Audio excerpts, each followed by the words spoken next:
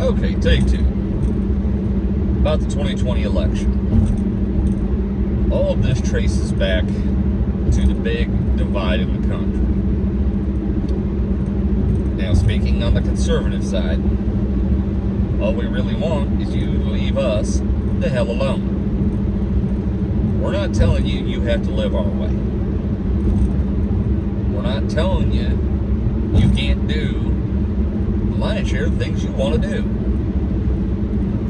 What we are saying is that once you mandate I have to get involved in what you're doing, and I have to accept it and I have to praise it, no, I do not. I have to allow you room to do what you want right up until I get involved. So that's why you have things like drunk driving laws and murder, because now you're interfering in other people's lives. And that creates a problem for us because we choose not to do these things. We don't want to be involved in those things, yet now you're forcing us to. And I know, I've had the argument before, and it's a very convincing argument for the legalization of narcotics, recreational pharmaceuticals, drugs, whatever you want to call them. Which is always interesting because then they immediately flip and want to ban alcohol, which doesn't make a lick of sense. Be that as it may. That's the biggest thing. Whether it's our guns, our health care, our energy, don't make us live with what you want. If you want to go completely electric, if you want solar panels on your house or a windmill, more power to you. We don't care. We don't care if we have to look at it by and large. But when you're telling me that I can't have a gasoline-powered vehicle, or diesel, or a rifle, an AR-15, a semi-automatic handgun, now you've crossed that major line saying you can't, and you can't. Well, A, you're going to have to show me a better alternative, and B, it's still none of your business. So, that's the biggest thing that needs to be addressed here. Leave us the hell alone. That's the entirety of America was founded on, was let me live my life my way. And if you're going to start bringing up the 1619 Project, it's going to get ugly real fast. Because I cannot abide that level of stupid and lie. And that's what it is. But, getting back to my original point, what Donald Trump represents is, both personally as citizens of this country, and also as a nation dealing with foreign entities, let us make our own determinations. Don't force us into a collective, because the collective is mob rule, which then breeds every form of tyranny. That's slavery. That is genocide. That's the Soviet Union saying you're not allowed to succeed. You have to live at the same level as everybody else. That's the Nazi Party saying the same thing, except now we're going to put a face on the enemy instead of this general mob of rich people. It was the Jews, and Jehovah's Witnesses, and the Gypsies, people of African descent. So, you're going to have to make a heck of a lot better case to change my mind on this. In fact, I'd lay money you won't be able to. But until you do, you're going to have to get me to agree to it. It is not within the purview of the United States government's charter to force people to do X, Y, and Z. It is to prevent the government from being able to force people to do X, Y, and Z. And in fact, we have devolved. Patriot, whatever your thoughts are on the movie, there was one golden little kernel of truth in that movie from the start. Why should I trade one tyrant 3,000 miles away for 3,000 tyrants 1 mile away? Well, guess what? We got a lot more than 3,000 tyrants.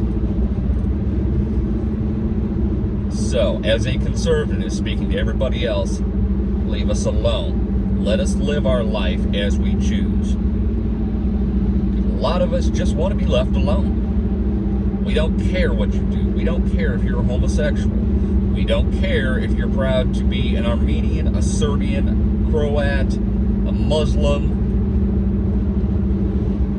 any of it, until you start imposing it on us. In fact, a lot of us would applaud people personally enforcing Sharia law on themselves.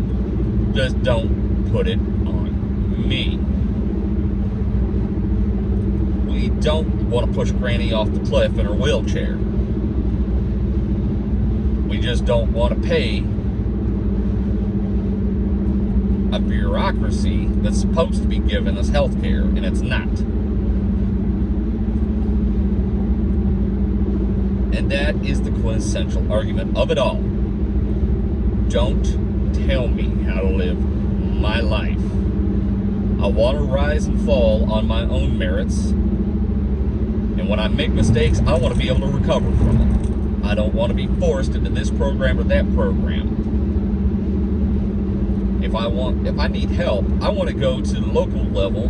That way, there is a level of shame put on me that now I have to change what I'm doing. We all have a bad habit of being lazy. And you know what? If they don't want to help me, I get it. And I don't blame them for it. But let me rise and fall on my own merits. Let me see what is possible when I apply discipline to myself. So think about that. The next time you want to cuss conservatives, just think about that. You know what? We're all kind of irritable. I get it. We're not the most pleasant people. We do expect people to do for themselves. But we're also, as a whole and a general rule, willing to help people get back on their feet. And that is another one of the big divides. How do you help people get back on their feet? Well, if the government does it, it's going to have this mess of a bureaucracy that now we got to pay for. Whereas if somebody I know is in hard times, I can shell out $20 that I have to spare, which I'd be lucky to have $20 to spare anymore, be that as it may, put it in their hand and they can go get groceries or gas. Or I can give them a gift card to Walmart or the gas station or to a restaurant if I feel like they're at their end of the rope and just need a little something nice to pick themselves up, make themselves feel better.